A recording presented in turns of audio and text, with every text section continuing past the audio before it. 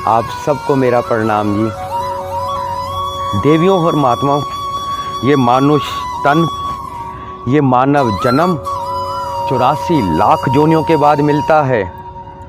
और इस मानव जन्म का एक ही लक्ष्य, एक ही उद्देश्य, परमात्मा की जानकारी और परमात्मा के दर्शन, ताकि इस आत्मा को मोक्ष प्राप्त हो सके, जन्म मरण के बंधनों से मुक्ति मिल सके, निजात मिल सके। इससे पहले आत्मा और काया का नाता टूटे, उससे पहले परमात्मा के दर्शन कर लें।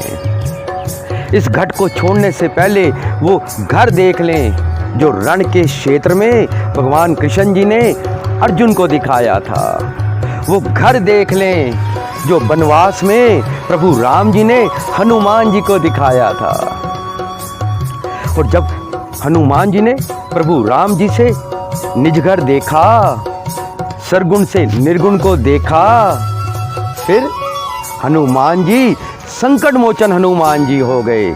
कोई समय, कोई युग नहीं लगा, एक पल लगा जब सरगुण की तलाश कर ली। सजनों, हनुमान जी की तरह कोई ऐसा सरगुण घट देख लिया जो निर्गुण से मिला दे।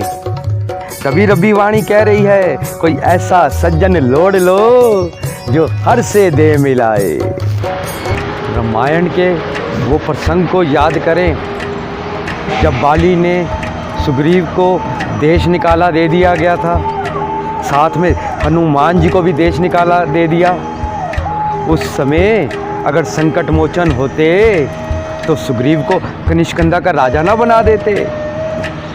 जब देश निकाला दिया, सुग्रीव पहाड़ पर छुप के बैठे हैं, प्रभु राम साथ में लखन माता सीता की खोज कर रहे हैं। सुग्रीव ने हनुमान जी को भेजा, जाओ देख कर आओ, कहीं बाली के दूत तो नहीं है जो हमारी तलाश कर रहे हो। हनुमान जी ब्राह्मण का वेश बनाकर प्रभु राम के सामने समक्ष प्रकट हो गए।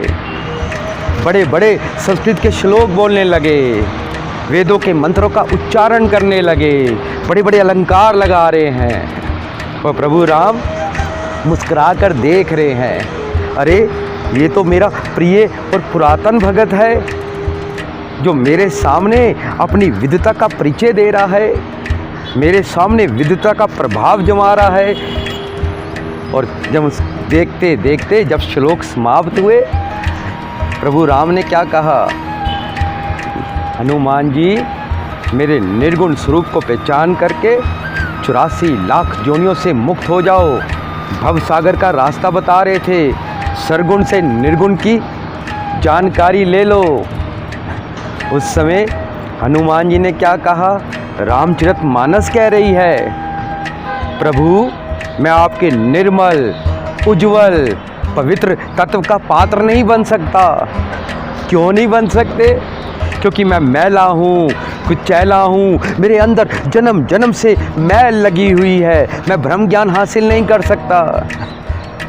तब 3 लोक के स्वामी ने हनुमान जी से कहा, हनुमान तू अपनी बात करता है, अपने जैसे धरती पर रहने वाले सभी जीवों को मेरे सामने खड़ा कर दे, एक पल में मुक्त कर दूंगा।